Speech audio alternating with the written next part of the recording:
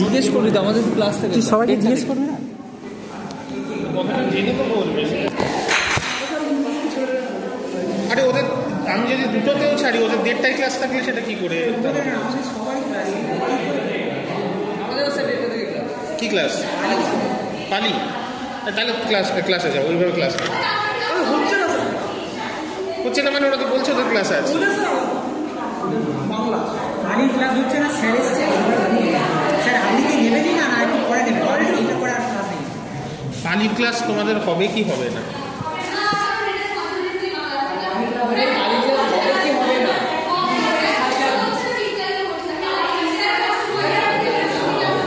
ঠিক আছে,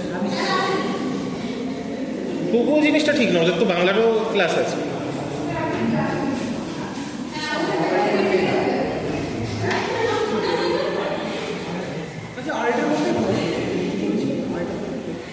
তুই স্যারকে দুটো বললি, ওটা আড়াইটে বললি, বলেছিলাম আড়াইটে বলবো, স্যার বললো আড়াইটের সময়। স্যার শুরু করুন, রেকর্ডিং আছে। তোমায় যখন জিজ্ঞেস করলাম ইনফরমেশনটা যদি ঠিক করে দিতে, তাহলে যে কাজগুলো হচ্ছিল এই কাজগুলো আমি পরে করতাম। আমি 1:30টা অবধি তো ক্লাস নিয়ে তোমাদের ছেড়ে দিতাম, তারপর আমি কাজগুলো করতাম না। তো হ্যাঁ, কি না না বলো, আমি ফোন করিনি। আচ্ছা যাই হোক, ঠিক আছে, যা হয়ে গেছে হয়ে গেছে। তো আগের যে ক্লাসটা আমি নিয়েছিলাম, লাস্ট যেদিন ক্লাস নিয়েছিলাম, আমি তোমাদের সগুণ ভক্তি আন্দোলন মধ্যযুগে কী ধরনের ছিল তার একটা ওভারভিউ দিয়েছিলাম। দিয়ে বলেছিলাম তার কেস স্টাডি হিসাবে বেঙ্গল বৈষ্ণবিজম বা গৌড়ীয় বৈষ্ণবিজম যেটাকে বলা হয় সেইটার ইতিহাস আলোচনা করবো। এবং গৌড়ীয় বৈষ্ণব আন্দোলনের প্রতিষ্ঠাতা তোমরা জানো যে চৈতন্যদেবকে বলা হয়। এখন চৈতন্যদেবের জন্মের আগে বেঙ্গলের কি পরিস্থিতি ছিল, বাংলায় কি ধরনের বৈষ্ণব ধর্ম ছিল, এগুলো আমি আগের ক্লাসে আলোচনা করেছিলাম। যেখানে আমরা দেখেছি যে বাংলায় বৈষ্ণব ধর্ম ছিল, কিন্তু সেটা মূলত তান্ত্রিক বৈষ্ণব ধর্ম, তন্ত্র প্রভাবিত বৈষ্ণব ধর্ম এবং রাধাকেন্দ্রিক বৈষ্ণব ধর্ম। যে জয়দেবের সময় জয়দেব যে রাধা বলে চরিত্রটাকে পপুলার করে তোলেন গীতগোবিন্দ, পরে বাংলার যে পদাবলিকাররা যারা বেশিরভাগই তন্ত্র প্রভাবিত এবং নিজেরা ব্যক্তিগত জীবনে দেবী উপাসক ছিলেন, যেমন বিদ্যাপতি চণ্ডীদাস, সবাই বাংলার নন, যেমন বিদ্যাপতি বাংলার নন, কিন্তু বাংলায় যাদের লেখা পপুলার ছিল খুব, তো বড়ু চণ্ডীদাস, পদাবলিকার চণ্ডীদাস এবং বিদ্যাপতি, এদের রচনার থেকে বৈষ্ণব ধর্মের একটা পপুলারিটি ছিল যেটা রাধাকেন্দ্রিক বৈষ্ণব ধর্ম। এবং তার রিফ্লেকশন বাংলায় লেখা একমাত্র যে মহাপুরাণ ব্রহ্মবৈবর্ত পুরাণ, সেখানেও আমরা দেখতে পাচ্ছি যে রাধাকেন্দ্রিক বৈষ্ণব ধর্মের একটা ধারণা আছে। এটা হচ্ছে একটা দিক, কিন্তু এটা বাংলার সব থেকে পপুলার রিলিজিয়ান ছিল না। বাংলার সব থেকে পপুলার রিলিজিয়ান বহুদিন ধরেই শাক্ত ধর্ম, এবং তারই প্রভাব বৈষ্ণব ধর্মের উপর কিছুটা পড়েছে। কিন্তু যে সময়ের কথা আমরা বলছি ততদিনে বাংলায় ইসলামিক শাসন প্রতিষ্ঠা হয়ে গেছে, এবং ইসলামের প্রভাব যেমন বাংলায় বাড়তে শুরু করেছে, তার প্রতিক্রিয়ায় হিন্দু ধর্মের মধ্যেও একটা অংশের মধ্যে রক্ষণশীলতা বাড়ছিল, যেটাও আমরা আগের ক্লাসে আলোচনা করেছি। যে এই রক্ষণশীল হিন্দুদের মধ্যে দুটো বড় গোষ্ঠী ছিল। একটা হচ্ছে স্মার্ত ব্রাহ্মণ, যারা ধর্মশাস্ত্রের নিয়ম মেনে হিন্দু সমাজের চলা উচিত এরকম একটা বক্তব্য দিচ্ছিলেন, আর যারা দার্শনিকভাবে ইসলামকে কাউন্টার করতে চাইছিলেন, তাদের মধ্যে মূলত ন্যায় দর্শনের চর্চা, নব্য ন্যায়ের চর্চা বিশেষ করে হচ্ছিল। এই স্মার্ত ব্রাহ্মণ এবং ন্যায় দর্শনের চর্চা যারা করতেন, সেন আমল থেকেই এদের উত্থান হচ্ছিল, কিন্তু ইসলাম আসার পর আরও ক্রিস্টালাইজড হয়। এদের মূল কেন্দ্র কিন্তু ছিল নদিয়া জেলায়, বিশেষ করে নবদ্বীপ, যে নবদ্বীপে চৈতন্য জন্মেছিলেন। প্লাস বাংলার বৈষ্ণব ধর্মের সঙ্গে বেদান্ত দর্শনের একটা সংযোগ ঘটছিল, কারণ বেদান্তপন্থী সন্ন্যাসীরাও সবাই যে শঙ্করের অদ্বৈত মেনে চলছিলেন সেটা নয়।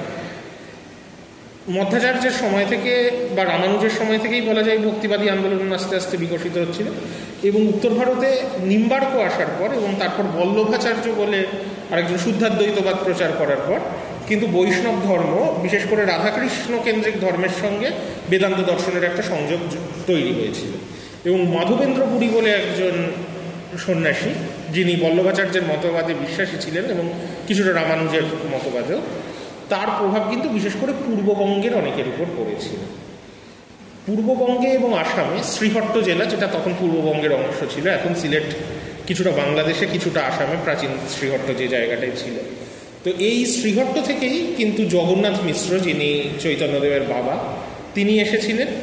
তার ফ্যামিলির উপর কতটা মাধবেন্দ্র পুরীর প্রভাব ছিল আমরা জানি না, কিন্তু শান্তিপুরে অদ্বৈত আচার্য বলে একজন বৈষ্ণব ছিলেন, গৃহী বৈষ্ণব, সন্ন্যাসী নন, যিনিও কিন্তু মাধবেন্দ্র পুরীর মতবাদে প্রভাবিত ছিলেন এবং মাধবেন্দ্র পুরীর মত অনুসরণ করে বা রামানুজের মত অনুসরণ করে ভক্তি এবং জ্ঞান দুটো পথকে মেলানোর চেষ্টা করছিলেন।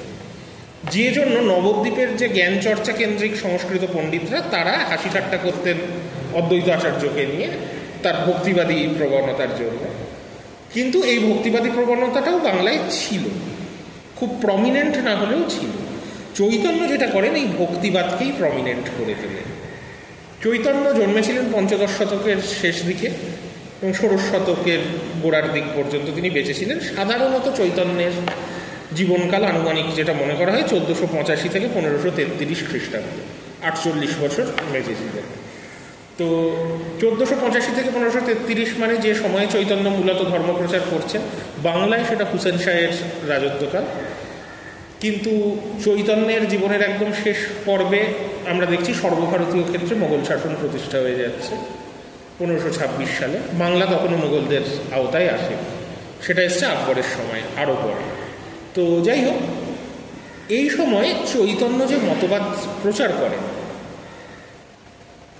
তার আগে, চৈতন্য যখন ধর্মপ্রচারক হলেন তার আগে চৈতন্যের যে জীবনী, সেটা জীবন সম্বন্ধে তোমরা জানো যে চৈতন্যের সংসার জীবনের নাম ছিল বিশ্বম্ভর মিশ্র এবং তার ডাক নাম নিমাই, যেটাতে তিনি অনেক বেশি পরিচিত ছিলেন নবদ্বীপে। এখন চৈতন্যের বেশ কিছু জীবনী চৈতন্যের মৃত্যুর প্রায় পরে পরেই লেখা হয়েছে। তার মধ্যে সবথেকে ইম্পর্টেন্ট হচ্ছে বৃন্দাবন দাসের চৈতন্য ভাগবত আর কৃষ্ণদাস কবিরাজের চৈতন্য চরিতামৃত, এই দুটোতে, এবং জয়ানন্দের চৈতন্য মঙ্গল, আরও যে যে জীবনী লেখা হয়েছে সবেতেই মোটামুটি বলা হয় যে নবদ্বীপে যে সংস্কৃত পণ্ডিতদের একটা পরিমণ্ডল ছিল, চৈতন্য প্রথম জীবনে নবদ্বীপের একজন সংস্কৃত পণ্ডিত হিসাবেই খ্যাতি লাভ করেছিলেন, যে এই নিমাই পণ্ডিত নামেই তিনি পরিচিত ছিলেন এবং বিভিন্ন পণ্ডিতদের সঙ্গে পণ্ডিত মহলে যেটা হতো শাস্ত্র নিয়ে ডিবেট বা এই সমস্ত জিনিসে চৈতন্য খ্যাতি লাভ করেছিলেন। এই দাবিটা চৈতন্যের সব জীবনীই করে এবং সেই জন্য যেহেতু জীবনীগুলো চৈতন্যের সময়ের খুব পরে লেখা নয় এবং সবাই এই দাবিটা করছে, তাই সম্ভবত এটা ঠিক। তবে চৈতন্য কত বড় সংস্কৃত পণ্ডিত ছিলেন সেটা জানার কোনো উপায় নেই, কারণ যদিও সবকটা জীবনী বলছে চৈতন্য একজন সংস্কৃত পণ্ডিত ছিলেন, কিন্তু সেই সময় নবদ্বীপের অনেক পণ্ডিতের লেখা অনেক টেক্সট আছে, যেমন রঘুনাথ শিরোমণি, রঘুনন্দন ইত্যাদি, কিন্তু চৈতন্যের লেখা কোনো সংস্কৃত টেক্সট কিন্তু নেই। চৈতন্যের রচনা বলতে 8টা মাত্র সংস্কৃত শ্লোক পাওয়া যায়, যেগুলো কৃষ্ণ ভক্তি নিয়ে, কিন্তু মাত্র 8টা শ্লোকের ভিত্তিতে একজনের তো মতবাদ বোঝা যায় না। তো চৈতন্য আদৌ সংস্কৃতে কিছু রচনা করেছিলেন কিনা আমরা জানি না, যদিও জীবনীগুলো একটা গল্প বলে যে কেন চৈতন্য এত বড় পণ্ডিত হওয়া সত্ত্বেও তার লেখা কোনো সংস্কৃত টেক্সট নেই। যে তারা বলে যে চৈতন্য দেখেছিলেন যে তার খ্যাতির জন্য তার বন্ধুরা কষ্ট পাচ্ছেন, যে তাদের ততটা নামডাক হবে না, তাই চৈতন্য তার সমস্ত লেখা জলে ফেলে দেন, এরকম একটা কাহিনী অনেক চৈতন্য জীবনীতে পাওয়া যায়, যেটা ঠিক হতেও পারে নাও হতে পারে আমরা জানি না, কিন্তু মধ্যে কথা হচ্ছে চৈতন্যের লেখা খুব একটা পাওয়া যায়।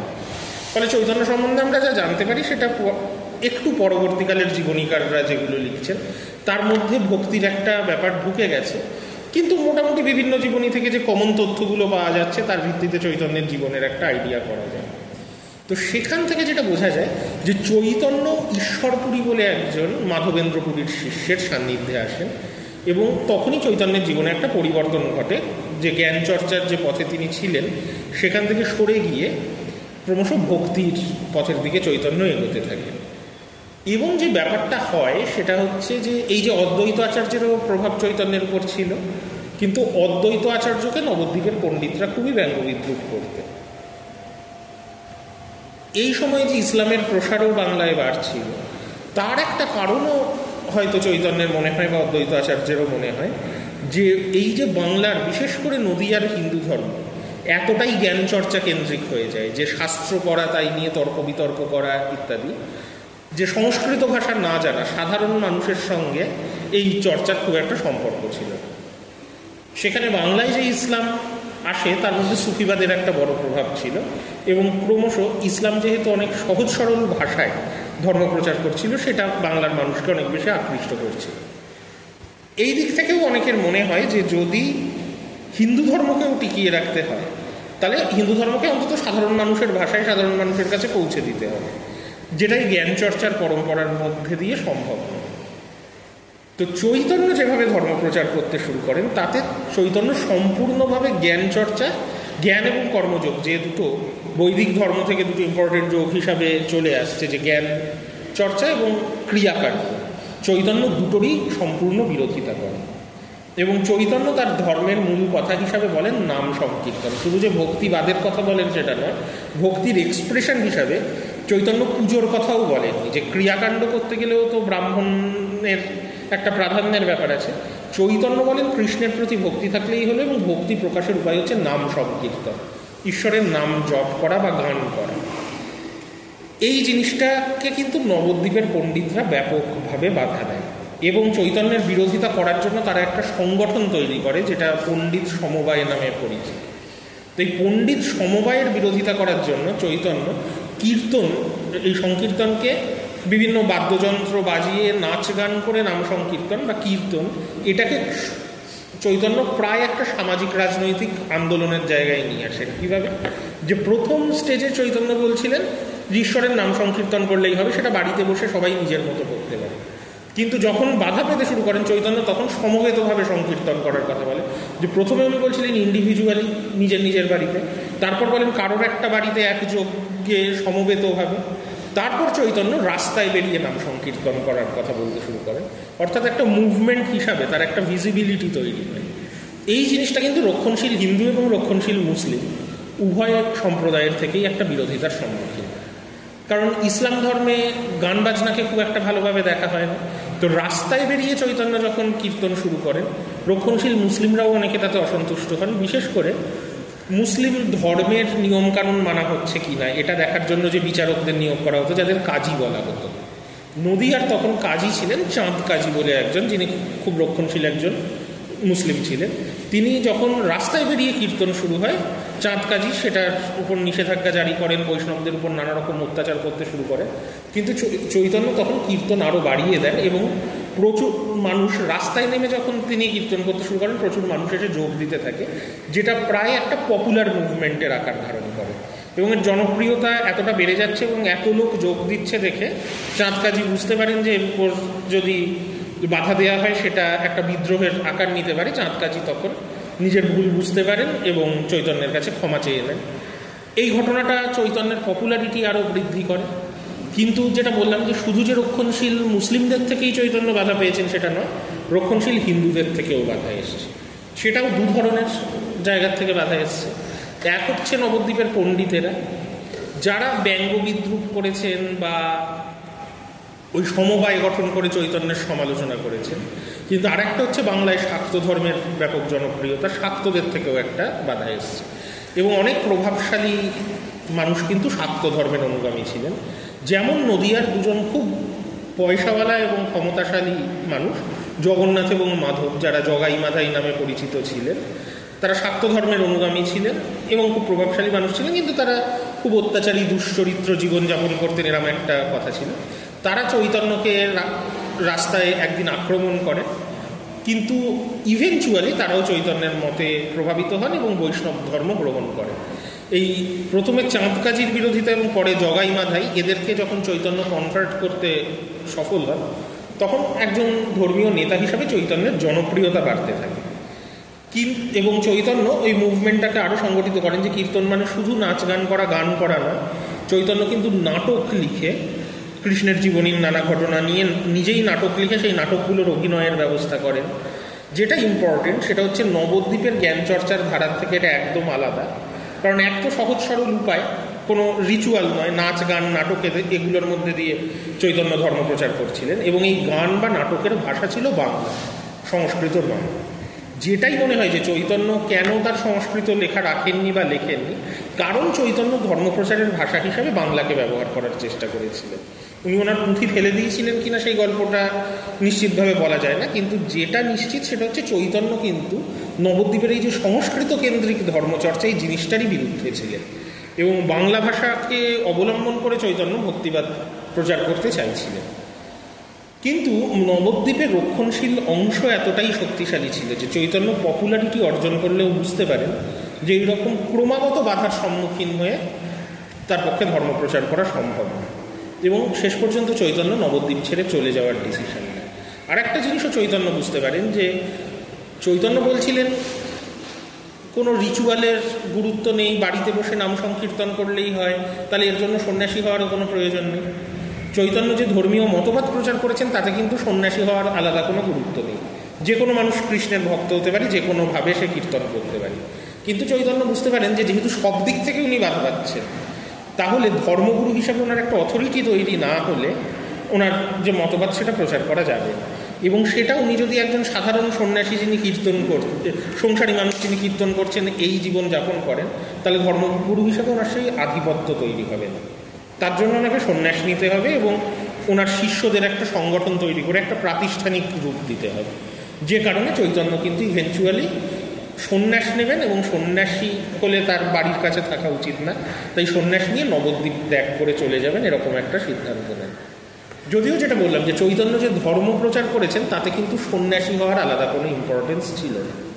সম্ভবত চৈতন্যের প্রথম দিকে সন্ন্যাসী হওয়ারও ইচ্ছা ছিল না, কারণ চৈতন্য তার মা শচীদেবীর ভীষণ ক্লোজ ছিলেন, এবং সন্ন্যাসী হওয়ার পরেও তিনি মায়ের থেকে খুব একটা দূরে থাকতে চাননি, যার জন্য তার মা তাকে নির্দেশ দেন যে নবদ্বীপে যেহেতু থাকা যাবে না, চৈতন্য যেন পুরীতে গিয়ে থাকেন, কারণ প্রতি বছর বাংলা থেকে প্রচুর তীর্থযাত্রী পুরীতে যায়, তাহলে তাদের মাধ্যমে চৈতন্যের খবরাখবর শচীদেবী পাবেন এবং শচীদেবীর খবরাখবরও চৈতন্য পাবেন। এবং এইরকম একটা ব্যবস্থা করে চৈতন্য বাংলা ছেড়ে উড়িষ্যায় চলে যান এবং পুরীতে বসবাস করা শুরু করেন। চৈতন্য যে ধর্মে বিশ্বাস করতেন, তার ধর্মীয় মতবাদ তিনি পুরীতেও প্রচার করেন, এবং পুরীতে কিন্তু চৈতন্য অত্যন্ত জনপ্রিয় হয়ে ওঠেন, কারণ পুরীতে অলরেডি জগন্নাথ কালকে কেন্দ্র করে পপুলার বৈষ্ণব ধর্ম ছিল। পুরীর বৈষ্ণব ধর্ম এতটা রক্ষণশীল না নবদ্বীপের বৈষ্ণব ধর্ম যতটা রক্ষণশীল ছিল।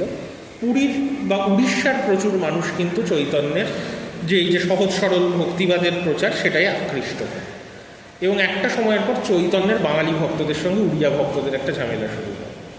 চৈতন্যের উড়িয়া ভক্তদের বলা হতো পঞ্চশাখ বৈষ্ণব, যারা একেবারেই চৈতন্য যে ধরনের ধর্মপ্রচার করেছেন তাতে বিশ্বাসী ছিলেন। হ্যাঁ, বাঙালি ভক্তরা কিন্তু যেহেতু অনেকেই নবদ্বীপের ব্রাহ্মণ পরিবার থেকে এসেছিলেন, তারা জ্ঞান চর্চা ব্যাপারটাকে একদম অগ্রাহ্য করা এই জিনিসটা পুরোপুরি পছন্দ করেন। কিন্তু উড়িয়া ভক্তরাই চৈতন্যের যে মতবাদ সেটাকে আরও বেশি করে গ্রহণ করেন, ফলে বাঙালি এবং উড়িয়া ভক্তদের মধ্যে যখন মতবিরোধ হয়, বাঙালি ভক্তদের বিশ্বাস ছিল চৈতন্য যে নিজে যেহেতু বাঙালি তিনি নিশ্চয়ই বাঙালিদের সাইডই নেবেন, এবং বাঙালি ভক্তরা চৈতন্য যখন বৃন্দাবনে তীর্থযাত্রা করেন তার সঙ্গে গিয়ে তারা ঠিক করেন বৃন্দাবনে সেটেল ডাউন করে যাবেন তাদের একটা অংশ। তারা ভেবেছিলেন চৈতন্যও তাদের সঙ্গে থেকে যাবে, কিন্তু চৈতন্য তার উড়িয়া ভক্তদের সঙ্গে উড়িষ্যাতেই ফিরে আসেন এবং মৃত্যু পর্যন্ত চৈতন্য পুরীতেই বসবাস করেছে।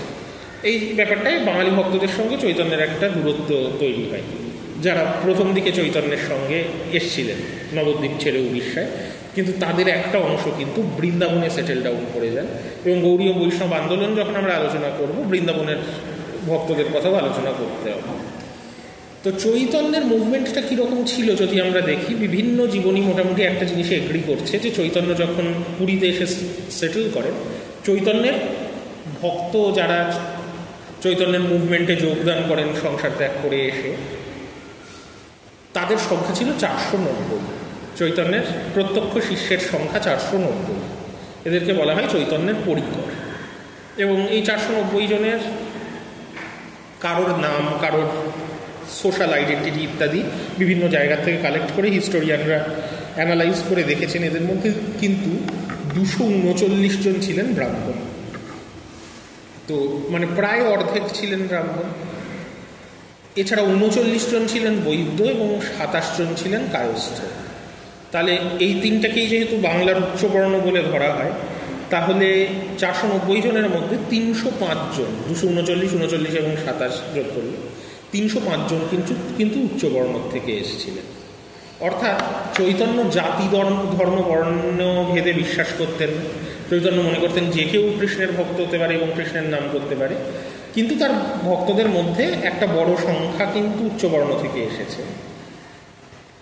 কিন্তু এটা উচ্চবর্ণের আন্দোলন নয়, কারণ যদিও সংখ্যায় বেশি, 305 জন আমরা দেখতে পাচ্ছি উচ্চবর্ণ থেকে, কিন্তু তাহলে 490-এর মধ্যে আরও বাকি থাকে 185 জন, সেটাও খুব ছোট সংখ্যা।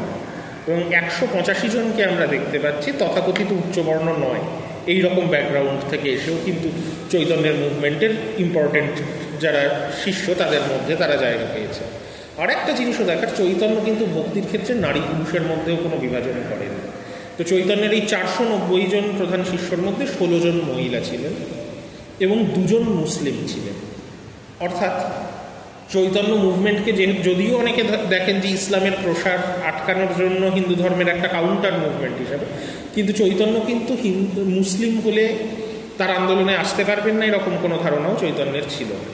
চৈতন্যের অবস্থান এটাই ছিল যে যে কোনো মানুষ যদি কৃষ্ণের ভক্ত হয় এবং কৃষ্ণের নাম কীর্তন করে সে মুভমেন্টের পার্ট হতে পারে।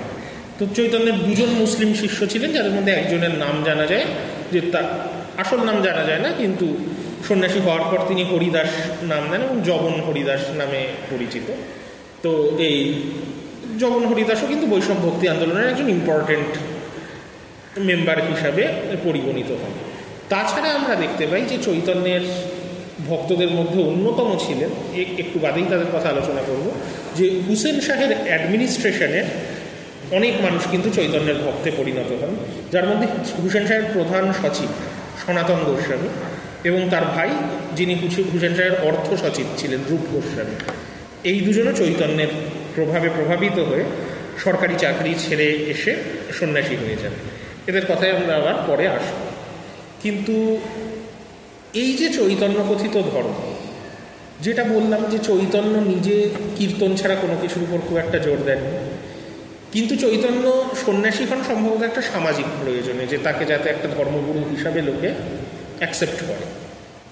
কিন্তু সন্ন্যাসী হওয়ার পর চৈতন্যের মনে হয় যেহেতু তার ধর্মে আলাদা করে সন্ন্যাসের কথা বলা হয়, তাহলে লোকে তাকে ভণ্ড সন্ন্যাসীও বলতে পারে। তাই চৈতন্য খুব কেয়ারফুল ছিলেন যে সন্ন্যাসের নিয়মকানুন যেন খুব স্ট্রিক্টলি মানা হয়, তার ব্যক্তি চরিত্র নিয়ে কেউ যেন কোনো প্রশ্ন না তুলতে পারে।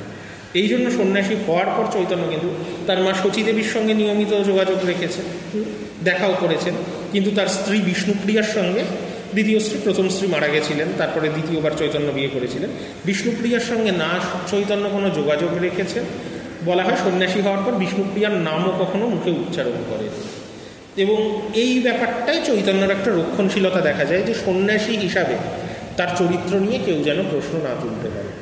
যে জন্য চৈতন্যের জীবনে অনেকগুলো ঘটনা দেখা যায়, যেমন একটি বাচ্চা ছেলে চৈতন্যের আশ্রমে প্রায়ই আসতো এবং চৈতন্য তাকে খুব স্নেহ করতেন, তার সঙ্গে চৈতন্যের একটা সুসম্পর্ক তৈরি হয়। কিন্তু তারপরে কিছু শিষ্য চৈতন্যকে জানায় যে এই বাচ্চা ছেলেটি হচ্ছে একজন যুবতী বিধবার সন্তান, তো এর প্রতি আপনার যে এতটা ভালোবাসা সেটাকে অন্য কেউ অন্যভাবে ইন্টারপ্রেট করতে পারে। এটা শুনেই চৈতন্য তার সঙ্গে সব রকম সম্পর্ক ছিন্ন করে দেন। এবং চৈতন্য নিয়ম করেন যে শুধু কোনো মহিলা একা থাকলে চৈতন্য নিজে তার সঙ্গে দেখা করবেন না কখনো, সেটা নয়, একা থাকেন এমন কোনো মহিলার থেকে চৈতন্য ভিক্ষাও নেবেন না, মানে নিজে গিয়ে নেবেন না সেটা নয়, দিলেও নেবেন। তো এই রকম একটা নিয়ম করেন। এবং ছোট হরিদাস বলে চৈতন্যের একজন শিষ্য ছিলেন, তিনি একবার এই নিয়মটা ভেঙেছিলেন। একজন বৃদ্ধা ব্রাহ্মণী যিনি একা থাকতেন, তার থেকে কিছু চাল ভিক্ষা নিয়েছিলেন বলে চৈতন্য তার শিষ্যদের মধ্যে থেকে ছোট হরিদাসকে বহিষ্কার করেন এবং অনেক অনুরোধ সত্ত্বেও তাকে ফেরত নেয়নি। শেষ পর্যন্ত ছোট হরিদাস আত্মহত্যা করেন। তাতেও চৈতন্য বলেন যে ছোট হরিদাস তার কর্মফল ভোগ করেছে, এটা নিয়ে দুঃখের কিছু নেই। এইরকম অনেক জিনিস নিয়ে চৈতন্যের একটা স্ট্রিক্ট ব্যাপার ছিল, যে যাতে তার সন্ন্যাসী সংগঠন যেহেতু প্রথাগত নিয়ম মেনে চলা শঙ্করাচার্য বা রামানুজপন্থী সন্ন্যাসী সম্প্রদায় নয়, তাদের নিয়ে যাতে কেউ প্রশ্ন তুলতে না পারে। কিন্তু আদারওয়াইজ গৃহী ভক্তদের ক্ষেত্রে কিন্তু চৈতন্য কোনো নিয়মকানুনের কথাই বলতেন না, কিন্তু মানুষ যে কোনো রকম জীবনযাপন করতে পারে। যেমন উড়িষ্যার একজন গুরুত্বপূর্ণ রাজকর্মচারী রামানন্দ রায় চৈতন্যের অন্যতম পৃষ্ঠপোষক এবং বড় ভক্ত ছিলেন। তিনি কিন্তু ব্যক্তিগত জীবনে মদ্যপান করতেন, একজন দেবদাসী তার রক্ষিতা ছিলেন, এগুলো সবই চৈতন্য জানতেন। কিন্তু চৈতন্য তার সঙ্গে শাস্ত্র নিয়ে, ধর্ম নিয়ে আলোচনা করতেন এবং বলতেন যে কৃষ্ণ ভক্তি থাকাটাই আসল, যেটা রামানন্দ রায়ের আছে। কিন্তু সন্ন্যাসীদের মধ্যে চৈতন্য কোনো ধরনের চারিত্রিক স্খলন স্বীকার করেন, কারণ চৈতন্য বলছেন যে জাতিভেদ বা ধর্মশাস্ত্রের নিয়মকানুন কিছুই মানার দরকার নেই, কিন্তু সৎ চরিত্রের যা যা নিয়ম সেগুলো সন্ন্যাসীদের খুব স্ট্রিক্টলি মানতে হবে। কেউ যেন বলতে না পারে যে শিষ্যদের থেকে অনেক টাকা পয়সা নিয়ে বিলাস ব্যাসনের জীবনযাপন করার জন্য তারা সন্ন্যাসী হয়েছেন। সেই জন্য কোনো রকম ভোগবিলাসেরও যেন চিহ্ন তার আশ্রমে না থাকে, চৈতন্য এটা নিয়েও কেয়ারফুল ছিলেন। একবার রামচন্দ্রপুরী বলে একজন সন্ন্যাসী চৈতন্যের আশ্রমে আসেন অতিথি হয়ে, এবং তিনি পরদিন ঘটনাচক্রে চৈতন্যকে বলেন যে আশ্রমে খুব পিঁপড়ে হয়েছে। চৈতন্য এটার থেকে ভেবে বার করেন যে এর অর্থ হচ্ছে পিঁপড়ে হয়েছে মানে মিষ্টির রস আছে, অর্থাৎ এটা ইন্ডিকেট করা হচ্ছে যে এখানকার সন্ন্যাসীরা প্রচুর মিষ্টি খাচ্ছে। এবং চৈতন্য তখন কি কি জিনিস খাওয়া যাবে এরও একটা নিয়ম করে দেন, মূলত শাকসবজি ছাড়া তার আশ্রমে কিছু খাওয়া হবে না, এরকম একটা নিয়ম করে দেন। তো এই জিনিসগুলো চৈতন্য খুব স্ট্রিক্টলি মানার চেষ্টা করেছেন তার আশ্রমে, কিন্তু ব্যক্তি জীবনে চৈতন্য এটা মানতে পারেনি।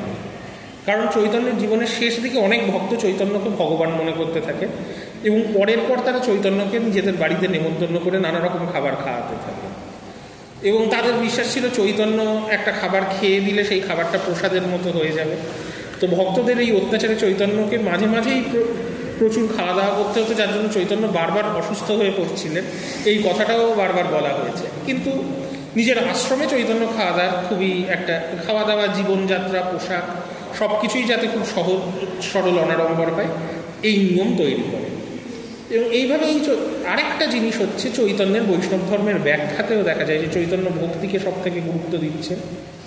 এবং বাংলায় যে রাধা কাল্ট পপুলার ছিল, রাধাকে চৈতন্য গুরুত্ব দিয়েছে। কিন্তু এই যে চৈতন্য তো স্ট্রিক্ট সন্ন্যাসীর জীবনযাত্রার কথা বলছেন, যেখানে নারীদের সঙ্গে মেলামেশাও করতে বারণ করছেন, বা নারী সন্ন্যাসী হলে পুরুষদের সঙ্গে। তাহলে বাংলার রাধা কাল্ট তো তন্ত্র প্রভাবিত, সেখানে তো যৌনতার একটা খুব বড় ভূমিকা আছে। যে জয়দেব, চণ্ডীদাস, বিদ্যাপতি সবার কবিতাই হচ্ছে রাধাকৃষ্ণের প্রেমের কবিতা, এবং সেখানে সেক্সুয়ালিটিরও একটা বড় জায়গা আছে। চৈতন্য রাধার উপাসনাকে এই যৌনতার জায়গা থেকে বার করে আনার চেষ্টা করে। রাধাকে কৃষ্ণের প্রেমিকা হিসাবে না দেখিয়ে চৈতন্য ভক্ত হিসাবে দেখাতে শুরু করে। এবং চৈতন্য বলেন যে রাধার থেকে যেটা শিক্ষণীয় সেটা হচ্ছে প্রেম হোক যাই হোক, রাধার ভাবটা হচ্ছে ভক্তি। এবং এই ভাবটার নাম চৈতন্য দেন দিব্যোন্মাদ ভাব, যে দেবতার প্রতি ভক্তি যেখানে প্রায় পাগলামির স্তরে পৌঁছয়, তখন মানুষ আর কোনো সামাজিক বাধা নিষেধ কিছুই মানে না। চৈতন্যের নিজের মধ্যেও এই দিব্যোন্মাদ ভাব দেখা দিত, অর্থাৎ চৈতন্য নিজেকে রাধা বলে রিপ্রেজেন্ট করতেন পুরুষ হওয়া সত্ত্বেও। কারণ উনি বলছেন এটা জেন্ডার নিউট্রাল, যে ঈশ্বরের প্রতি ভক্তিতে যে উন্মাদন সেটা রাধার যেমন এসছিল চৈতন্যেরও সেই রকম এসছে। অর্থাৎ রাধা কৃষ্ণের সম্পর্ককে প্রেমিক প্রেমিকার সম্পর্ক থেকেও ভক্ত ভগবানের সম্পর্ক হিসাবে চৈতন্য তুলে ধরার চেষ্টা করে, এবং নিজেকে রাধাভাবের রিপ্রেজেন্টেটিভ হিসেবে চৈতন্য তুলে ধরে। চৈতন্যের ভক্তরা চৈতন্যকে ভগবান বানিয়েছেন, কিন্তু চৈতন্য নিজেকে ভগবান বলে কখনো দাবি করেননি। চৈতন্য নিজেকে ভক্ত বলেই দাবি করেছে এবং ভক্তির উপরেই সবচেয়ে গুরুত্ব দিয়েছে। তো 48 বছর বয়সে চৈতন্যের মৃত্যু হয়, মোটামুটি 1533 খ্রিস্টাব্দের আশেপাশে। চৈতন্য কিভাবে মারা গেছিলেন এই নিয়ে প্রচুর বিতর্ক আছে। যেটুকু মনে হয় যে চৈতন্যের মৃত্যু স্বাভাবিক মৃত্যু নয়। স্বাভাবিক মৃত্যু না হলে কী ধরনের মৃত্যু? চৈতন্যের মৃত্যু নিয়ে তার জীবনীগুলো এই যে গল্প পাওয়া যায়, কোথাও কোথাও বলা হয় তিনি সমুদ্রে লীন হয়ে যাচ্ছেন, কোথাও কোথাও বলা হয় জগন্নাথের মূর্তির সাথে লীন হয়ে যাচ্ছে। এটাকে অনেকেই ইন্টারপ্রেট করেছেন যে চৈতন্যের জনপ্রিয়তায় উড়িষ্যার যে স্থানীয় পুরোহিতরা তারা ঈর্ষান্বিত হয়ে তাকে হত্যা করছেন। এটা কেন মনে করছেন? কারণ আমরা দেখেছি ভক্তি আন্দোলনে এই মন্দিরে ঢুকে বিগ্রহের সাথে লীন হয়ে যাওয়ার গল্প সাধারণত নিম্নবর্ণ থেকে আসা সাধকদের ক্ষেত্রে, কিন্তু নায়নার আলবারদের জীবনীতেও এখানে আছে, যেগুলোকে অনেকেই মনে করছেন যে এটা তাদেরকে খুন করা হচ্ছে, তারই একটা রিপ্রেজেন্টেশন, যে তারা মারা যাচ্ছে।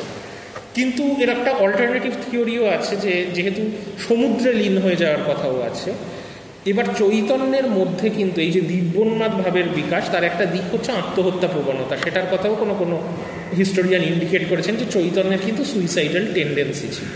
দিব্যোন্মাদ ভাবের মধ্যে উনি অনেকবার আত্মহত্যা করার চেষ্টা করেছেন, এবং অনেক জীবনীতেই বলা হচ্ছে উনি একদিন মাঝরাতে বেরিয়ে গিয়ে সমুদ্রে ঝাঁপ দেন। কোনো কোনো জীবনী বলছে তারপর ওনাকে তুলে আনা হয়। আবার রমাকান্ত চক্রবর্তী যে জন্য বলছেন যে চৈতন্যকে হত্যা করা হয়েছে, এটা যেমন একটা পসিবিলিটি, চৈতন্য সমুদ্রে ঝাঁপ দিয়ে আত্মহত্যাও করে থাকতে পারেন, সেটাও একটা পসিবিলিটি। এইটুকুই বলা যায় যে চৈতন্য এই প্রচুর খাওয়া দাওয়া করে মাঝে মাঝে অসুস্থ হওয়া ছাড়া কোনো গুরুতর অসুস্থতার কথা কোনো জীবনীতে নেই। স্বাভাবিক মৃত্যু সম্ভবত চৈতন্যের হয়নি, কিন্তু চৈতন্য 48 বছরই বেঁচে ছিলেন। তো চৈতন্যের কটা বাজে? 2:20। আচ্ছা, তো কিন্তু চৈতন্যের মৃত্যুর পর বৈষ্ণব আন্দোলনের কি হয়, এই জায়গাটা যদি আমরা দেখি, যে চৈতন্য তো এক ধরনের ধর্মপ্রচার করল, কিন্তু চৈতন্যের মৃত্যুর পর বৈষ্ণব ধর্মের ধারক এবং বাহক হয়ে যান প্রধানত বৃন্দাবনে তার যে শিষ্যরা সেটেল ডাউন করে। এই শিষ্যদের যারা নেতা ছিলেন তারা সবাই প্রায় ব্রাহ্মণ, একজন ছাড়া। এই বৃন্দাবনে যে বাঙালি ভক্তরা সেটেল ডাউন করেন তাদের প্রধান নেতা ছিলেন বললাম সনাতন গোস্বামী এবং রূপ গোস্বামী, যারা আলাউদ্দিন হুসেন শাহর অ্যাডমিনিস্ট্রেশনের অন্যতম কর্মচারী ছিলেন।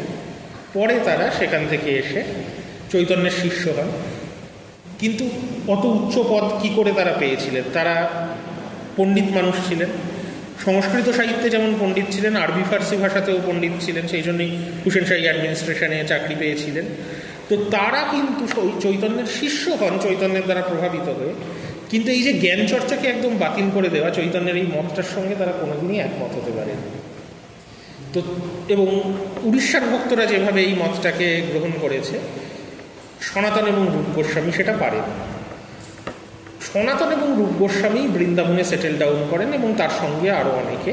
শেষ পর্যন্ত এখানে গৌড়ীয় বৈষ্ণব আন্দোলনের একটা বড় কেন্দ্র তৈরি হয়। বৃন্দাবন যে এখন বৈষ্ণব ধর্মের একটা বড় তীর্থক্ষেত্র, এই বৃন্দাবনের ল্যান্ডস্কেপ, প্রধান প্রধান মন্দির, মঠ, বৈষ্ণবদের মধ্যে গুরুত্বপূর্ণ জায়গা, কিছু কিছু জায়গাকে বলা হয় চৈতন্য নিজে চিহ্নিত করে গেছে, কিন্তু মূলত চৈতন্যের যে অনুগামীরা বৃন্দাবনে থেকে গেলেন তারাই এখনকার বৃন্দাবনকে গড়ে তুলেছে।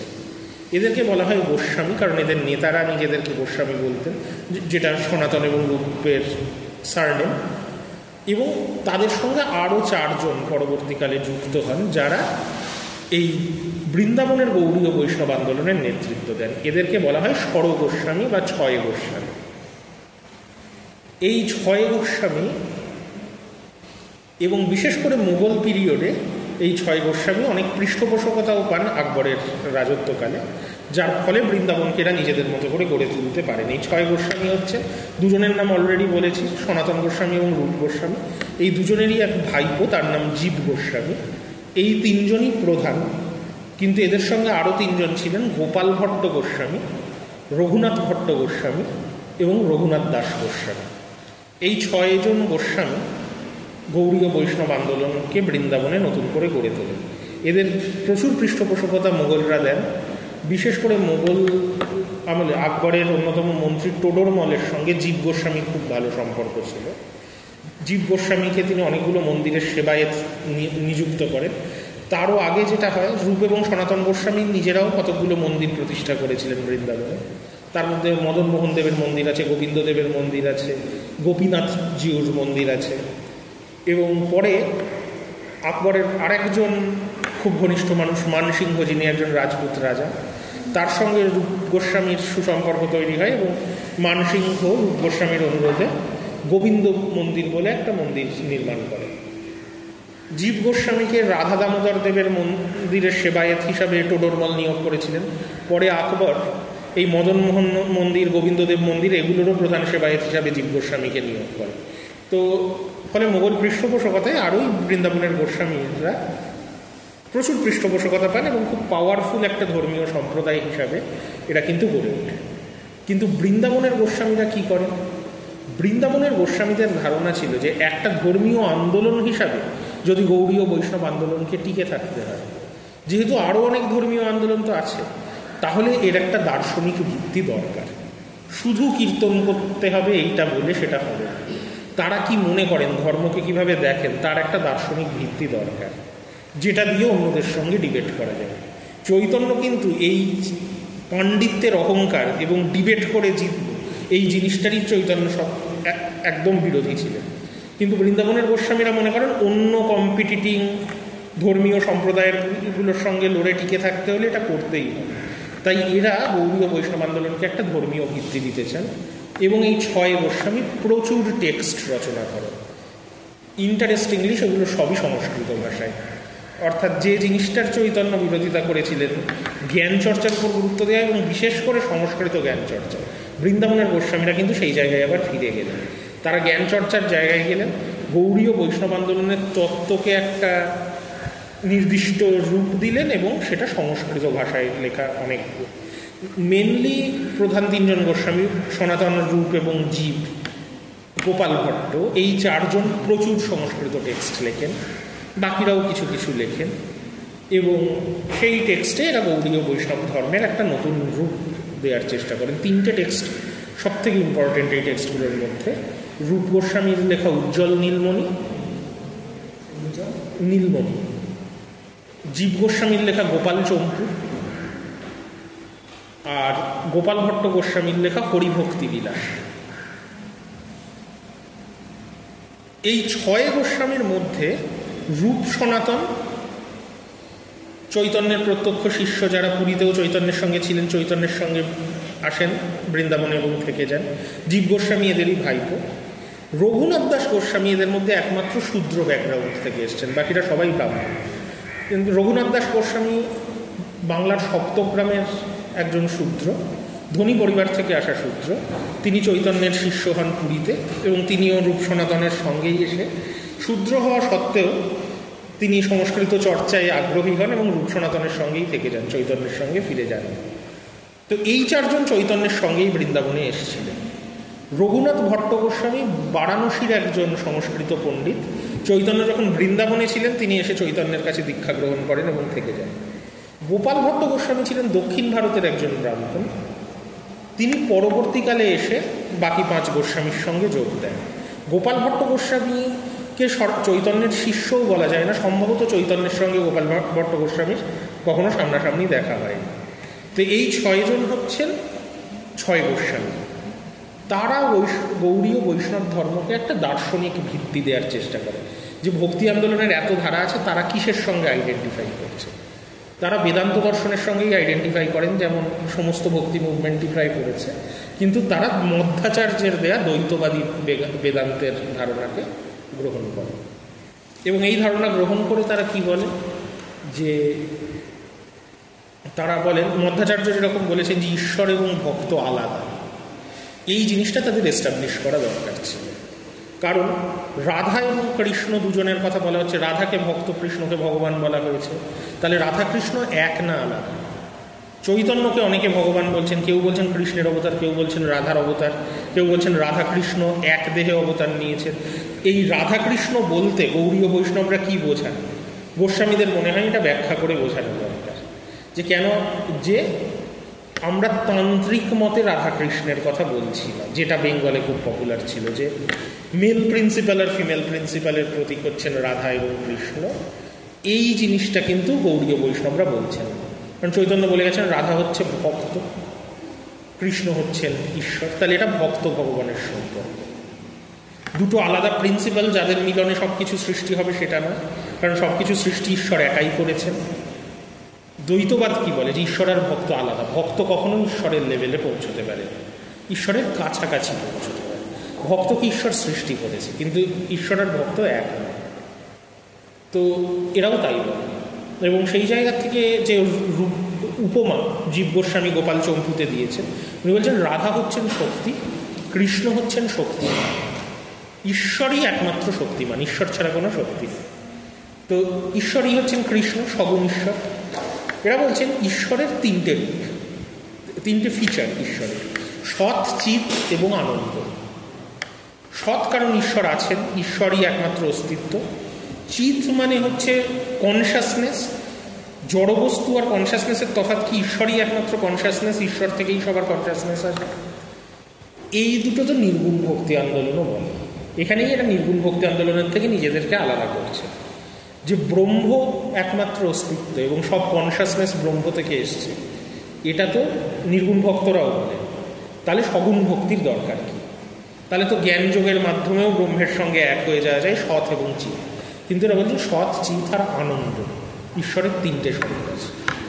তৃতীয় স্বরূপটা হচ্ছে আনন্দ। ঈশ্বর কেন জগৎ সৃষ্টি করলেন, এইটার ব্যাখ্যা এরা দিচ্ছেন যে সৃষ্টির মধ্যে একটা আনন্দ আছে। যে কোনো ক্রিয়েটার যখন কিছু ক্রিয়েট করে, ঈশ্বর নিজের সৃষ্টিতে আনন্দ পান, এবং আনন্দ পান বলেই সেই সৃষ্টি উপভোগ করার জন্য ঈশ্বর পৃথিবীতে জন্মান, যেটাকে লীলা বলা হচ্ছে। তেমনি ভক্ত ঈশ্বরের কাছে, ঈশ্বরের সঙ্গে এক হয়ে যেতে পারে না। ঈশ্বরের কাছাকাছি পৌঁছলে কী লাভ? ঈশ্বরের এই যে আনন্দ, সেটার একটা অংশ ভক্ত হয়। তাহলে আনন্দের একটা জায়গা আছে ভক্তি আন্দোলনে, যেটা নির্গুণ ভক্তি আন্দোলন ঠিকভাবে কেটার করছে না। এইটা হচ্ছে এদের বক্তব্য। এবং আনন্দের জন্য তাহলে ঈশ্বরের লীলাকে স্বীকার করতে হবে, জগৎকে স্বীকার করতে হবে, কিন্তু জগৎ আর ঈশ্বর এক লেভেলের জিনিস নয়, সেটাও স্বীকার করতে হবে। তো জীব গোস্বামী যে উপমা দিয়েছেন, সেখানে জীব গোস্বামী বলছেন যে আগুন আর আগুনের স্ফুলিঙ্গ এটা এক না আলাদা। স্ফুলিঙ্গ একটা ছোট জিনিস, তাকে টোটাল আগুন বলা যায় না, আগুনের একটা টুকরো। রাধা এবং কৃষ্ণের সম্পর্ক এইরকম, কিন্তু সম্পূর্ণ আলাদা নয়। কারণ একটা স্ফুলিঙ্গ থেকে আগুন তৈরি হতে পারে, কিন্তু একটা স্ফুলিঙ্গই আগুন এটা বলাটাও পুরোপুরি ঠিক নয়। অর্থাৎ আগুন এবং আগুনের দাহ করার ক্ষমতা, যেমন দ্বিতীয়টা প্রথমটা না থাকলে থাকতে পারে না, কিন্তু প্রথমটা অনেক গ্রেটার। কৃষ্ণের আর রাধার বা ভগবান আর ভক্তের সম্পর্ক হচ্ছে সেরকম। এবং সেই জায়গা থেকে এরা বলেন যে কৃষ্ণের তিনটে রূপ আছে। এক হচ্ছে জীব শক্তি, প্রত্যেক জীবের মধ্যে কৃষ্ণ আছে। আর একটা হচ্ছে স্বরূপ শক্তি, কিন্তু কৃষ্ণ লীলার জন্য ওই প্রত্যেক জীবের মধ্যে যেভাবে আছেন সেভাবে নয়, নিজে তার সৃষ্টিকে উপভোগ করার জন্য জন্মগ্রহণ করেন এবং লীলা করেন। যে কৃষ্ণের কথা আমরা জানি সেটা হচ্ছে স্বরূপ শক্তি। সবার মধ্যেই কৃষ্ণ আছেন, আমরা সেটা কেন রিয়েলাইজ করি না? এটাকেই বেদান্ত বলছে মায়া। কিন্তু গৌড়ীয় বৈষ্ণবরা বলছেন এটা মায়া শক্তি, এটাও কৃষ্ণের শক্তি। কারণ নইলে বেদান্তের মতো, অদ্বৈত বেদান্তের মতো এরা এটা স্বীকার করছেন না যে আসলে ব্রহ্ম আর মানুষ এক, তারা এক হয়ে। এরা আলাদা, এবং আলাদা করে রাখার জন্যই মায়া, সেই মায়াটাও কৃষ্ণেরই শক্তি। তাহলে কৃষ্ণের তিনটে শক্তি আছে। এর মধ্যে কৃষ্ণ যখন স্বরূপ শক্তি নিচ্ছেন, আনন্দ উপভোগ করার জন্য জন্মাচ্ছেন, একা একা কিছু এনজয় করা যায় না, তার একজন সঙ্গী লাগে। সেটাই হচ্ছে ভক্ত ঈশ্বরের সঙ্গী হতে পারে। তারই সর্বোচ্চ রূপ হচ্ছেন রাধা। তাই রাধাকে বলা হচ্ছে কৃষ্ণের সেই শক্তি যিনি কৃষ্ণকে আনন্দ দিচ্ছেন। যে টার্মটা এরা ব্যবহার করেন সেটা হচ্ছে লাদিনী শক্তি। কৃষ্ণের লাদিনী শক্তি বলা হয় রাধাকে। তো ফলে তান্ত্রিক ধর্মে যেমন রাধাকৃষ্ণ এক, বা অনেক ক্ষেত্রে রাধাকে সুপিরিয়র ভাবা হচ্ছে, গৌড়ীয় বৈষ্ণব আন্দোলনে সেইটা। এবং সেই জায়গার থেকে কিন্তু চৈতন্য রাধাকৃষ্ণের প্রেমের যৌনতার দিকটাকে একদম বাদ দিয়ে দিয়েছিলেন, গোস্বামীরা সেটা দিচ্ছেন না। গোস্বামীরা যে সাহিত্য রচনা করছেন, বিশেষ করে রূপ গোস্বামীর উজ্জ্বল নীলমণিতে রাধাকৃষ্ণের প্রেমের বিশদ বর্ণনা আছে, যার মধ্যে যৌনতার একটা বড় অংশ আছে।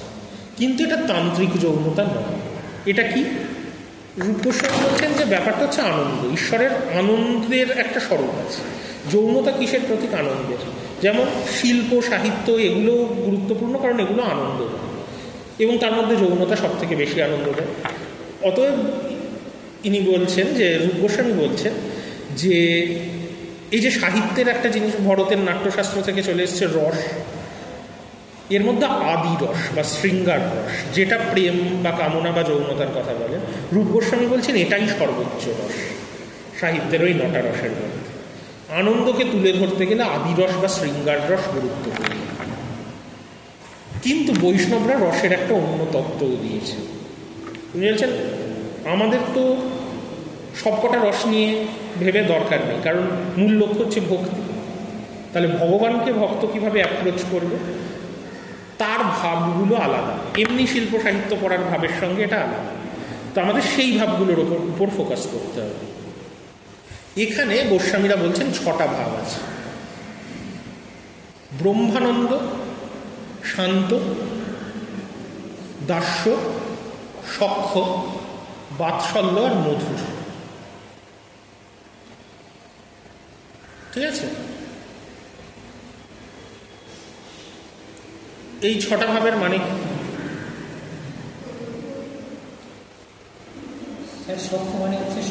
বলছি, এগুলো এর মধ্যে সব থেকে নিচে রাখা হচ্ছে ব্রহ্মানন্দকে। এটাই হচ্ছে নির্গুণ ভক্তদের যে ভাব, সেটাকে বলা হচ্ছে যে ব্রহ্মানন্দ একটা ভাব যে মুক্তি পেয়ে যেতে পারে আত্মা, ব্রহ্মের সঙ্গে লীন, সত্যি সত্যি হয় না এদের মতে, কিন্তু ব্রহ্মের ভাব উপলব্ধি করতে পারে, সেখানে আর কোনো ফিলিং থাকে না, আনন্দের জায়গা।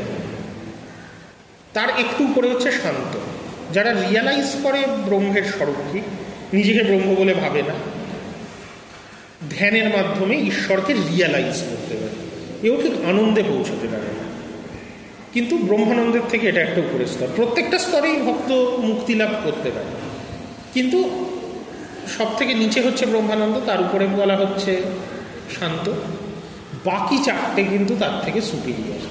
কারণ এই চারটেতে বলা হচ্ছে ঈশ্বরের সঙ্গে ভক্তের একটা পার্সোনাল সম্পর্ক তৈরি হতে পারে। তার মানে পার্সোনাল সম্পর্ক হলে ঈশ্বরের যে আনন্দ স্বরূপ তার একটা ফিলিং ভক্তও পাবে। কীভাবে পাবে, তুমি সম্পর্কটাকে কিভাবে দেখবে, তার উপর দাস্য, সখ্য, বাৎসল্য এবং মধুর চারটে ভাবের কথা বা রসের কথা বলা হচ্ছে। যে ঈশ্বরের আনন্দের তুমিও একজন অংশীদার, কিন্তু তুমি নিজেকে কিভাবে দেখছো। যে দাস্য মানে ঈশ্বরের দাস হিসাবে দেখা হচ্ছে, যে ঈশ্বর প্রভু, ভক্ত হচ্ছে দাস। এর উদাহরণ দেওয়া হয় রামভক্তি থেকে, যে হনুমানকে দাস্যভাবের একজন প্রতীক হিসাবে দেখানো হয় ভক্ত হিসাবে। আর একটা হচ্ছে সখ্য, ঈশ্বরকে বন্ধু হিসাবে দেখা হচ্ছে। অর্জুন আর কৃষ্ণের সম্পর্ককে সখ্য ভক্তির একটা উদাহরণ, বা কোথাও কোথাও কৃষ্ণ আর সুদামার সম্পর্ককে, এগুলোকে সখ্য ভক্তির উদাহরণ হিসাবে বৈষ্ণবরা দেখে। তার ঊর্ধ্বে কি আছে? তার ঊর্ধ্বে আছে বাৎসল্য, যেখানে ঈশ্বরকে সন্তান হিসাবে ভাবা হচ্ছে। যে যশোদা, নন্দ এদের ভক্তিকে বাৎসল্য হিসাবে তুলে ধরা হয়। কিন্তু বলা হয় ভক্তির সর্বোচ্চ প্রতীক হচ্ছে মধুর। মধুর রস হচ্ছে ঈশ্বরকে যখন প্রেমিক বা প্রেমিকা হিসাবে দেখা হচ্ছে, প্রেমের সম্পর্কে ঈশ্বরকে দেখা হচ্ছে। এটা তোমরা জানো যে ভক্তি আন্দোলনে অনেক আগের থেকে এই ধারাটা আছে। তো রাধাকৃষ্ণের ভক্তি তো প্রথম দিকে জয়দেব সেইভাবেই পোর্ট্রে করেছিলেন, সেটা কিন্তু গোস্বামীরা নিচ্ছে এবং বলছেন এটা সর্বোচ্চ। কারণ কেন সর্বোচ্চ? যে ঈশ্বরের জন্য ভক্তের আকুলতা কতটা, সে কত কিছু ত্যাগ করে আসতে পারছে। যে প্রেমের সম্পর্কের জন্য মানুষ সব থেকে বেশি ত্যাগ করে আসতে পারে, তার মধ্যে রাধাকৃষ্ণের সম্পর্ককে যেহেতু প্রথাগত প্রেম হিসাবে দেখানো হচ্ছে না, অবৈধ প্রেম হিসাবে দেখানো হচ্ছে। অবৈধ প্রেমটা কার দিক থেকে? ভক্তের দিক থেকে, যে তাকে তার সংসার ত্যাগ করে যেতে হচ্ছে, যেটা একটা উপমা, যে সাংসারিক জীবনকে ত্যাগ করে তুমি ঈশ্বরের জন্য আসতে পারছো কিনা। বা যে কোনো প্রেমের সম্পর্কেই অনেক ত্যাগ করতে হতে পারে, কিন্তু অবৈধ প্রেমের ক্ষেত্রে আরও অনেক ঝুঁকি থাকে, সংসারের অনেক রিস্ক নিয়ে আসতে হয়। তাহলে এইটাকে প্রেমের গভীরতার দিক থেকে সর্বোচ্চ জায়গায় রাখা হচ্ছে। কারো ক্লাস আছে কিনা?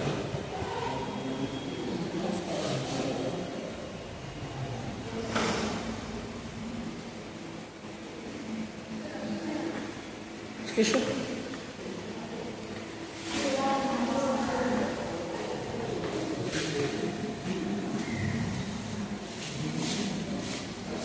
তো এই হচ্ছে মোটামুটিভাবে গৌড়ীয় বৈষ্ণব ধর্মের রসের যে থিওরি।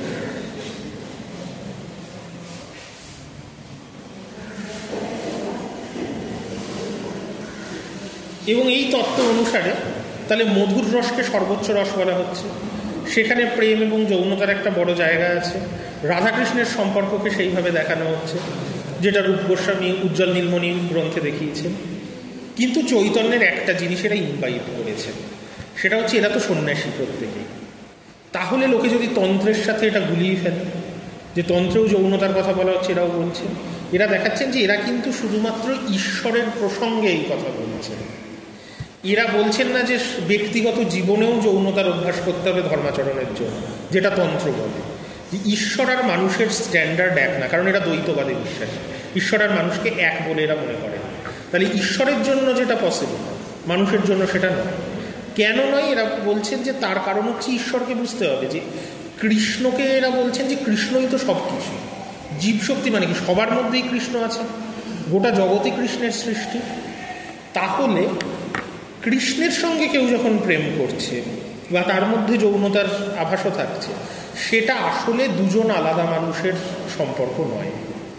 কারণ কৃষ্ণের যারা প্রেমিকা রাধা বা অন্য গোপী যাদের বলা হচ্ছে তাদের মধ্যেও কৃষ্ণই আছে। এটা ভক্তির সর্বোচ্চ স্তর, যেখানে ঈশ্বরের সঙ্গে তারা এক হয়ে, সম্পূর্ণ এক ভক্ত কখনো হতে পারে না দ্বৈতবাদ অনুসারে, কিন্তু প্রেমের বা যৌনতার প্রতীকে যেটা আসছে যে ঈশ্বরের সব থেকে কাছাকাছি পৌঁছতে পারছে ভক্ত। এটা একমাত্র ঈশ্বরের ক্ষেত্রেই প্রযোজ্য। কারণ এই যে বলা হচ্ছে পরস্ত্রীদের সঙ্গে প্রেম, আসলে পরস্ত্রী বলে কিছু নয়, কারণ তারা আর কৃষ্ণ আলাদা কিছু নয়, সবার মধ্যেই কৃষ্ণ আছে। তাহলে মানুষের ক্ষেত্রে কিন্তু এই স্ট্যান্ডার্ড প্রযোজ্য হবে না। এবং এইটা প্রমাণ করার জন্য চৈতন্যও যেমন একটা স্ট্রিক্ট জীবনযাপনের উপর জোর দিয়েছিলেন, স্বরূপ গোস্বামীও সেটা করেছেন, যে তারা গাছতলায় বসবাস করতেন যাতে ওপেনলি সবাই দেখতে পায় তারা কী ধরনের জীবনযাপন করছেন। সাধারণত রুটি আর ছোলা সাধারণ খাবার খেতেন, সাধারণ পোশাক পরিচ্ছদ পরতেন, কোনো রকম ভোগবিলাসের জীবনযাপন করতেন না, এবং মেয়েদের সঙ্গ একদমই পরিহার করে চলতেন। কেউ কেউ এটা আরও দূরে নিয়ে যায়, যেমন রঘুনাথ দাস গোস্বামী, সবাই যে খাবার খাবে না, পচা ভাত সেটাই উনি শুধুমাত্র খেতেন। এইরকম নানা ধরনের ব্যাপার ছিল যে এরা দেখানোর চেষ্টা করতেন যে এরা তত্ত্বগতভাবে রাধাকৃষ্ণের প্রেমকে একটা যৌনতার কাঠামোয় দেখছে, কারণ সেটা লাদিনী শক্তির প্রতীক। এরা কিন্তু ব্যক্তি জীবনে উচ্ছৃঙ্খল আচরণ করা বা ব্যভিচারী জীবনযাপন করা তার সমর্থক যে নয়, এরাও একটা সন্ন্যাসী সম্প্রদায়, সেইটা এস্টাবলিশ করায় এরা খুবই গুরুত্ব দিয়েছে। এবং নিজেদের তত্ত্ব নিয়ে এরা খুবই কেয়ারফুল ছিলেন। তার জন্য বল্লভাচার্য পন্থীদের সঙ্গে এদের মাঝে মাঝে মারামারিও হয়েছে। তো এই ঘটনাগুলো ঘটেছে। এটা একটা দিক। কিন্তু তার মানে বুঝতে পারছো যে যে জিনিসগুলো চৈতন্য বারণ করেছিলেন, স্বরূপ গোস্বামী তার অনেক কটাই করেছেন।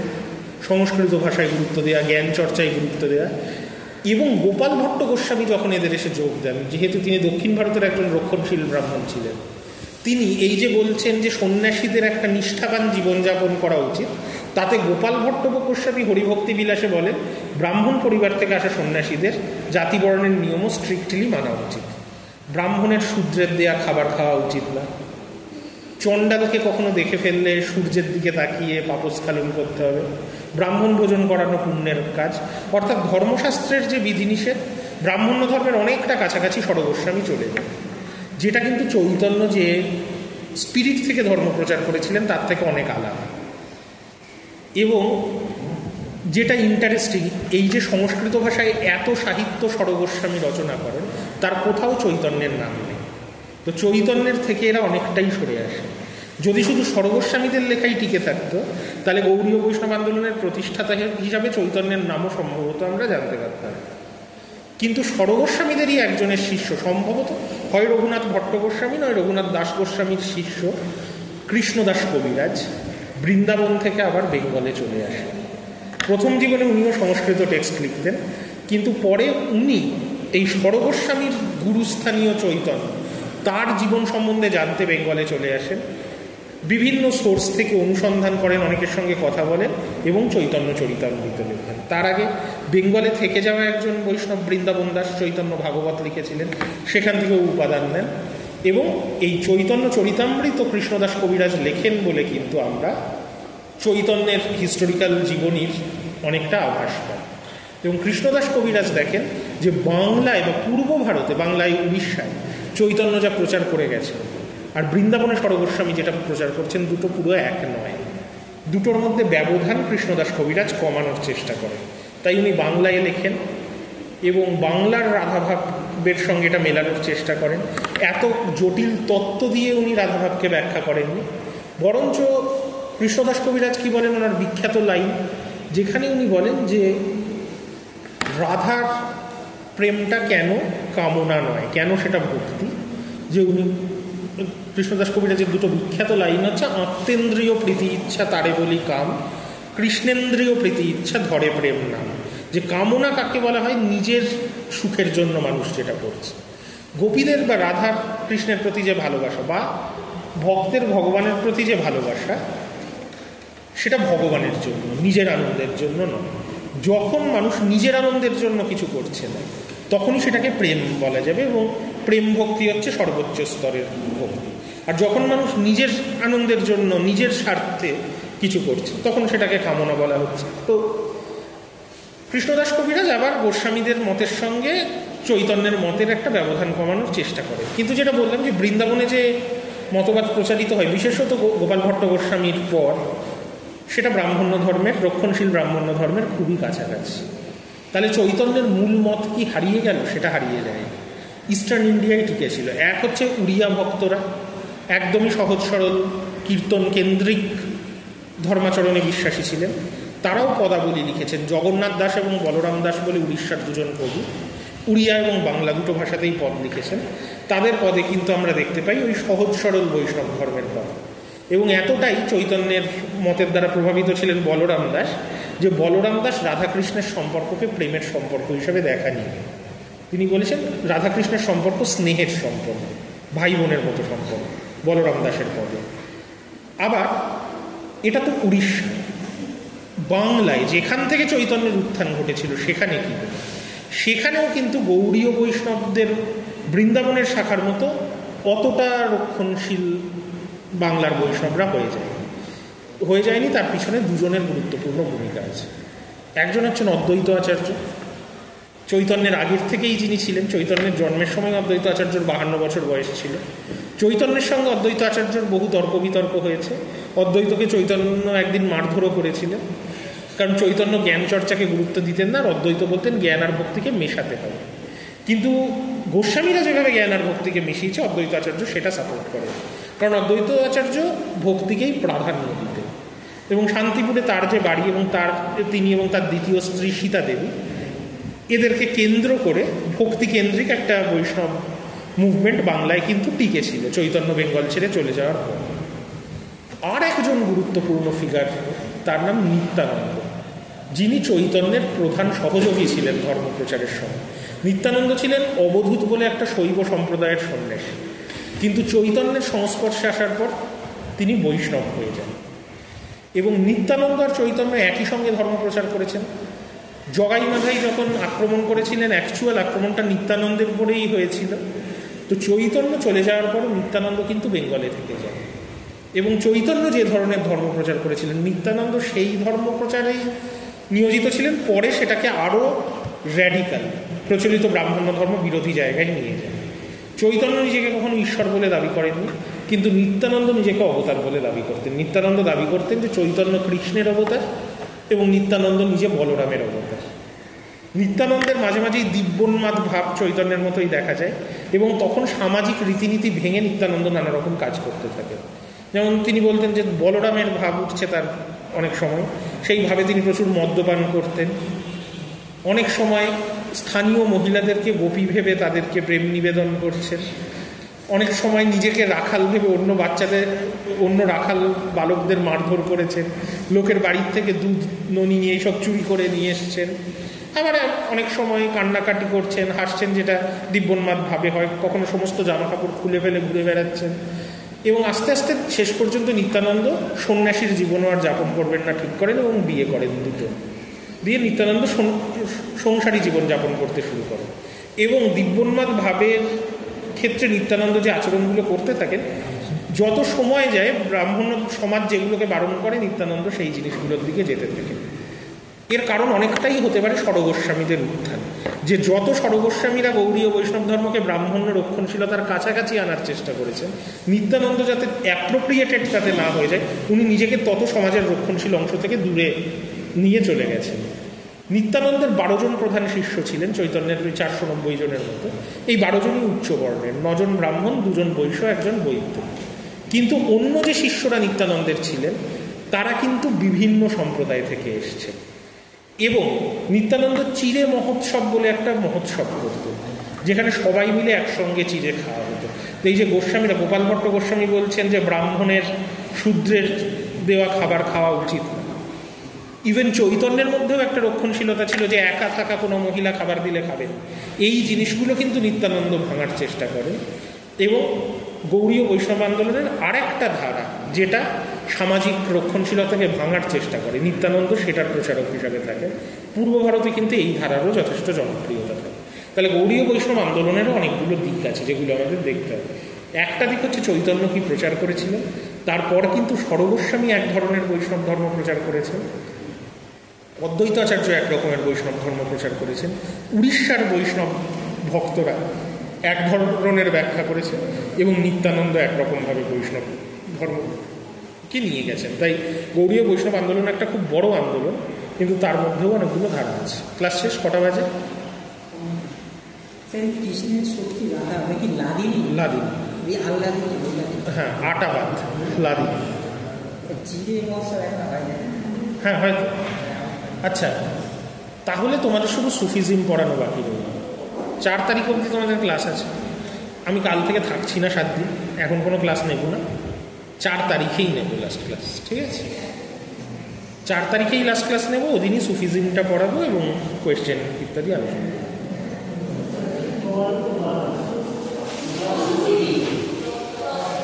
আমি থাকছি না এমনিও। স্নেহা,